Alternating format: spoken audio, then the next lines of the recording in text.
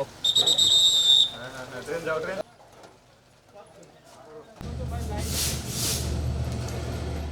রাজশাহী বিশ্ববিদ্যালয়ের শিক্ষার্থী ফুরকান উদ্দিনকে ট্রেনে মারধরের অভিযোগকে কেন্দ্র করে মঙ্গলবার সকাল থেকে রেল লাইন অবরোধ করে শিক্ষার্থীরা। এতে রাজশাহীর সঙ্গে সারা দেশের রেল যোগাযোগ প্রায় ৮ ঘন্টা বন্ধ থাকে।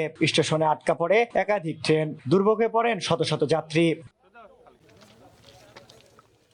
পরে বিভাগীয় কমিশনার কার্যালয়ে রেল কর্তৃপক্ষ বিশ্ববিদ্যালয় প্রতিনিধিদের জরুরি বৈঠকে শিক্ষার্থীদের 4 দফা দাবি মেনে নেওয়ার সিদ্ধান্ত হয়। বৈঠকে অভিযুক্ত টিটি সুমনকে সাময়িক বহিষ্কার, ঘটনা তদন্তে 2টি কমিটি গঠন, ভুক্তভোগীর চিকিৎসার ব্যবস্থা, রাজশাহী বিশ্ববিদ্যালয় স্টেশনে গভীর রাতে অন্তনগর স্টেশন স্টপেজ চালু এবং আগামী 6 আগস্ট অগ্রগতি পর্যালোচনায় বৈঠক করার সিদ্ধান্ত নেওয়া হয়। সে সেখানে উপস্থিত ছিল এবং সে প্রকাশ্যে ক্ষমা চেয়েছে আমাদের কাছে এবং পুরো রেল কর্তৃপক্ষ আমাদের কাছে ক্ষমা চেয়েছে। মোটামুটি স্যাটিসফাইড। আমরা 6 আগস্টে ফলো আপ নেওয়ার পরে আমরা বিস্তারিত আপনাদের সামনে আমরা আরও একবার আসবো। সে পর্যন্ত আমরা আমাদের অবরোধ প্রত্যাহার করে নিচ্ছি। শিক্ষার্থীরা অবরোধ প্রত্যাহার করলে মঙ্গলবার বিকেল 3:30টার দিক থেকে পুনরায় ট্রেন চলাচল শুরু হয়। এর মধ্য দিয়েই প্রায় 8 ঘন্টা পর রাজশাহীর সঙ্গে সারা দেশের রেল যোগাযোগ স্বাভাবিক হয়।